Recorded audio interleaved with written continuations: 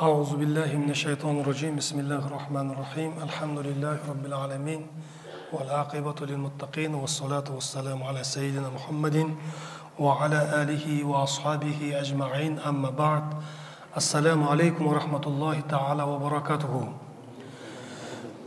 Қадірлі момын мұсылмандар, құрметті жамағат, баршамыздың Алла ниет тілегімізді қабыл етсін.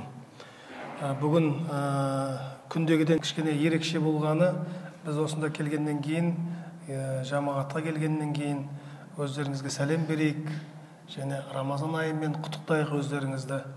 Ораза қабыл болсын деп тілек айтайық деген мақсатта, және де біздің Қазақстан мұсылмандар діни басқармасының жалпы осы тарауых намаздарындағы жоспарларын қысқаша сіздерге айтып кетсем иншалла. Алдымен барлығыңызды қасиетті Рамазан айының келуіменен шын жүректен өз атымнан және Қазақстан мұсылмандары діни басқармасының атынан құттықтаймыз. Алла құтты берекелетсін қасиетті айымызды. Барлығымызға белгілі, пайғамбарымыз саллаллаху алейхи вассалам бұл айды менің үмбетімнің айы деді, үмбетімнің айы. Ол сізбен бізге берілген Алланың сыйы бұл ай. Бұл айда бізге көп жақсылықтар берілген, оны сіздер имамдардың уағызынан, насихатынан тыңдап, біліп жүрсіздер. Соның бірі Алла Тағала қасиетті Құранда айтады, білесіздер, о иман келтіргендер, сендерден бұрынғыларға ораза парыз етілгендей, сендерге де ораза парыз болды, мүмкін тақуалыққа қол жеткізерсіздер дейді, яғни тақуалыққа жетерсіздер дейді.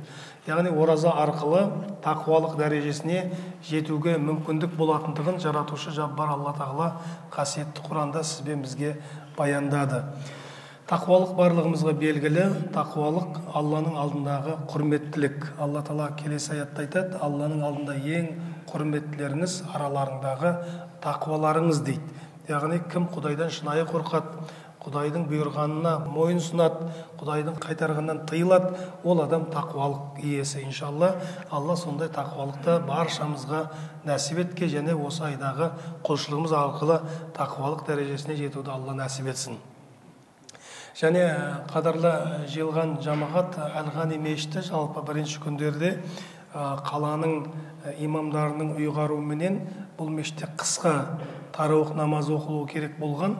Өйткені қала тұрғындарынан сондай өтініштер болған. Бүкіл мешіттерде хатым оқыса, біз тарауыхқа қатыса алмай қаламыз, ертең біздің жұмысымыз бар деген ұсыныстар болған. Сондықтан осы мешітті қысқа оқылатын бір қылып шешілген еді, бірақ өздеріңіздің араларыңыздан жамағаттар бізге хабарласқаннан кейін біз қайтадан бұл мешітте хатым оқитындай жамағаттың сұранысына байланысты шешімді өзгерттік. Қазір Аллаға шүкір мінекей Қари Абдул-Басит оқып жатыр. Дулат имам өздеріңізге намаздарды жүргізіп дұғасын жасап жатыр. Иншалла Аллаға шүкір мінекей 10 күн оқыдық. 20-шы, яғни 2-ші 10 күндігіне біз кетіп жатырмыз. Қазір мінекей оқып жатырмыз. Алла қабыл етсін. Бүгін мен жаңа айтқанымдай Қазақстан мұсылмандар діни басқармасы бүкіл республика көлемінде тарауых намазында оқылып жатқан хатым Құранда құптаннан алдын немесе тарауых намазынан алдын осы қарилардың оқып жатқан сүрелеріне қысқаша тоқталып өту, жамағатқа айтып беру, хабардар етіп кету және насихаттарын айтып отыруға біз ұйғардық. Өйткені келген жамағат әйтеуір бір шариғаттан насихат алып, өзіне қажетті білім алсын деген мақсатта. Бүгін Юсуф сүресі иншалла. Юсуф сүресі ардақты пайғамбарымызға Алланың салауаты мен сәлем болсын. Ол кісіге ғаммул хузн, яғни қайғылы жылы түсірілген сүре. Бұл жылы Алла елшісі оған Алланың салауаты мен сәлем болсын сүйікті жары Хадиша анамыздан және немере ағасы Абу Талибтен айырылған болатын.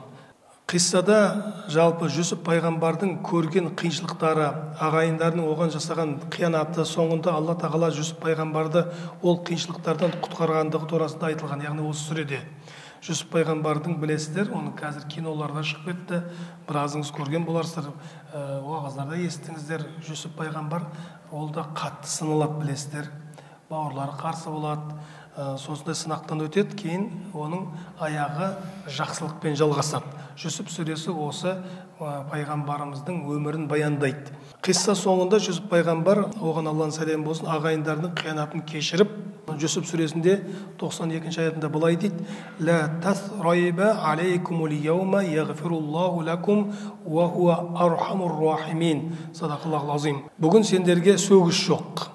Алла сендерді кешірсін. Ол мейірімдердің ең мейірімдісі деп айтады. Бұл аятта Жүсіп пайғамбар ағайындарын кешіріп қана қоймай, сонымен қатар Алла сендерді кешірсін деп, олар үшін Алла тағаладан жақсылық тілеп дұға еткен. Бұл үлкен ғибрат. Пайғамбарларға Алла тағала осындай тағдырлар жазу арқылы сізбен біздерге ғибрат береді.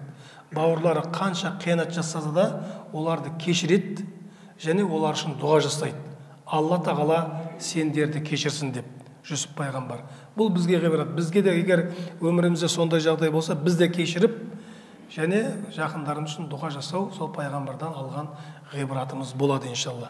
Негізі кешірімділіктің 3 дәрежесі бар екен. Бұл қазір біздің өмірімізге өте қажет дүние. Өмір болғаннан кейін талай дүниелер болып жатады. Бірінші, айыпты адамды кешіру. Айыпты адамды жазалауға күш қауқары жете тұра, оған зиян тигізуден өзін ұстау кешірімнің ең төменгі дәрежесі.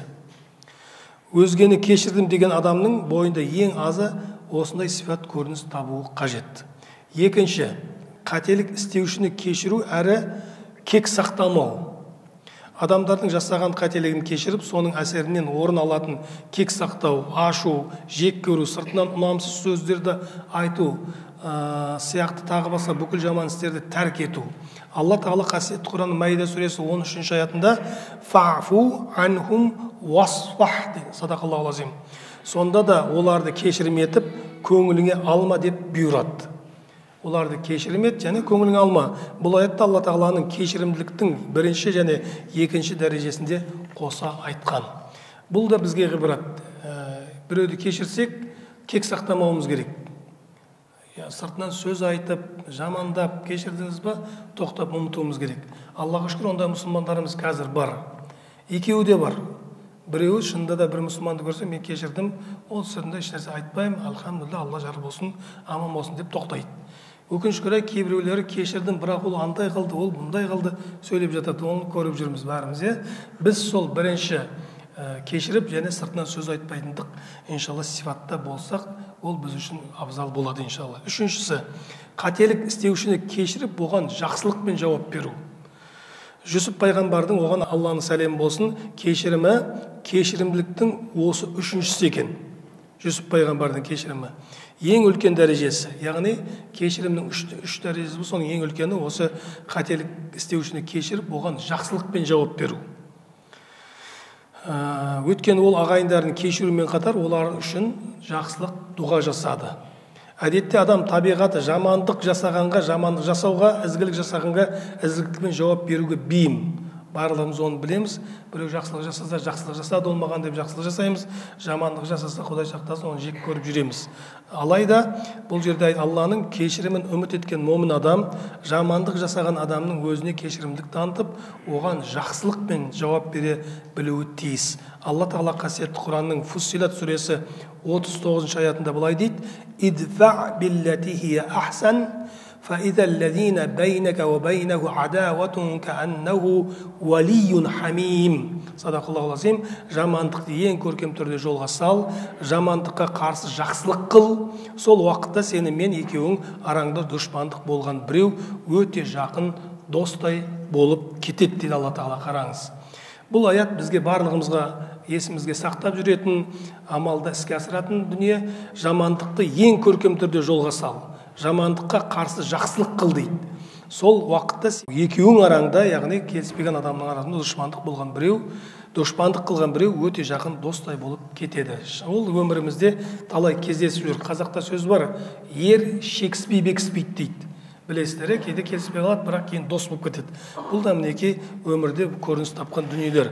Алла тағала жамандық жасаған адамға хасан, жақсылық қана жасауды емес, ахсан, ең көркем түрде жақсылық жасауды бұйырған.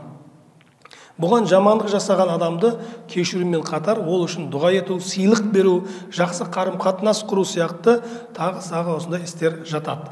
Халқымызда бұндайда айтылатын таспен ұрғанда аспен ұр, жақсылыққа жақсылық әр адамның ісі, жамандыққа жақсылық ер адамның ісі дейді қазақ айтады. Мінекей осының барлығы қадірлі жамағат біздің қасиетті Құранымыздан, пайғамбарымыз саллаллаху алейхи вассаламның хадистерінен алынған тәрбиелі дүниелер. Бізде көп мынау қазақы тәрбиемен өскен балалар, қадірлі жамағат, ол шариғатқа жақын келеді. Өйткені қазақ тарихында шариғат бойына сіңіп кеткен салт дәстүрге. Біздегі тыйымдар көбіне қазақтағы ол шариғаттан алынған. Есікке керілме, қолыңды төбеңе қойма, тізеңді құшақтама деген сияқты дүниелер көп. Мысалы, нанға қатысты ұсақты теріп жеңдер бай боласыңдар дейтін білесіздер ғой, көбіңіз. Құранда аят бар. Мен қазақшасын айтып, қысқаша айтып кетейін. Көктен береке жаудырдық дейді. Сол ылғалмен жерден береке бердік дейді. Оны ғалымдарымыз айтады, бұл нан турасында Алла Тағала айтып жатыр дейді. Нан. Жаңбыр жауады, бидай өседі, бидайдан нан болады. Ол береке дейді. Алла Тағала айтып жатыр, көрдіңіз бе?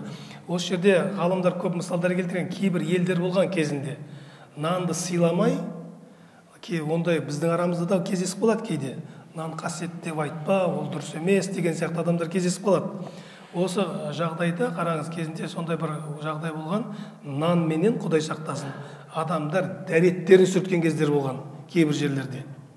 Сондықтан Алла Тағала оларға азап жіберіп, асаршылық жіберіп, аяғында дәреттерін өздерін жегізген.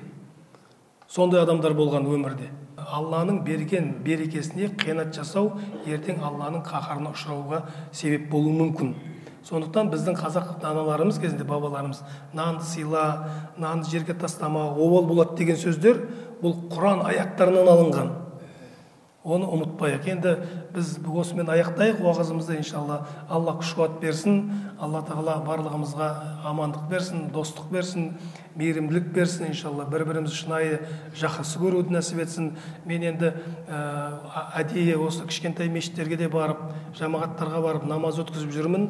Неге? Осы жамағаттарды көрейін, сәлем берейін, жүздесейін, кездесейін. Өйткені менің де мойнымда үлкен дүние бар. Ол бүкіл мұсылмандардың аманаты. Қазақстандағы қолымнан келгенше көбірек жамағатқа бару үшін әр жерлерге барып жатырмын. Алла ниетімді қабыл етсін. Құрметті Алғани мешітінің жамағаты, сіздерде мен кейде таң намазға да келіп кетемін осы жерге. Өте керемет имамдар бар. Дулат имам өте сауатты имам. Алла разы болсын. Бұл кісінің адал жары, ол да өте керемет ұстаз қазір. Бізде 1000-ға жуық, 1000-нан астам шәкірттері бар өзінің жолына. Жұбайының мысалы Абдулбасит Қарида білесіздер, өте керемет Құранды оқиды, қатесіз оқиды, керемет Құранды толық жаттаған, дауысы да өте көркем, Аллаға шүкір. Алла берген берекелі мешіт бұл. Имамдарыңыз да сауатты, қариларыңыз да мықты, басқа да бауырларымыз имамдар осында отыр. Енді осы имамдармен бірге бірлікті сақтап, иншалла бір болуды Алла баршамызға нәсіп етсін. Назар қойып тыңдағандарыңызға үлкен рахмет. Кішкене уақыттарыңызды алдым, бірақ бұл уақыт Алланың кәламымен ғана өтті. Білесіздер, Алла сауапты нәсіп етсін. Енді басқа да уақыттар көп қой, әр кезде өтіп жатқан. Бүгінгі уақытымыз жай сөз емес. Ол мұсылманның мұсылманға деген дидары, сәлемі, бауырлық бір махаббат жүректен шыққан сөздерімен, Алланың қасиетті кәламымен, пайғамбар хадистерімен өткіздік. Алла ниетімізді қабыл етіп, осы өткен уақытымызға сауап сіз бен бізге нәсіп етсін. Айтушы маған, тыңдаушы сіздерге айтылған уағызға амал етуді Алла нәсіп етсін. Амин. Уа ахиру дағуана анил хамдулиллахи раббил алемин. Аллаху акбар.